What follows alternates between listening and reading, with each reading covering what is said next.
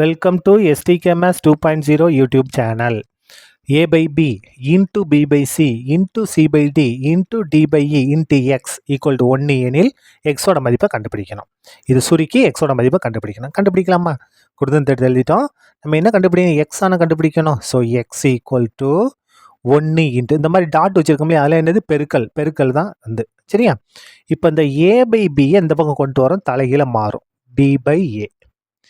B by C எங்கே கொண்டு வரோம், தலைகீழ மாறும் C by A. C by D எந்த பக்கம் கொண்டு வரோம், எப்படி மாறும், தலைகீழ D by Cன்னு மாறும் பெருக்கல். D by E எங்கே கொண்டு வரோம், எப்படி மாறும், E by Dன்னு மாறும். Equal to X equal to 1 into இதில் கேன்சல் பண்ணிடலாமா? இந்த இடத்த பாருங்க, ஏதோ மாற்றி எழுதிட்டு பாருங்க. B by A, இந்த இடத்துல C by B, C by B சரியா.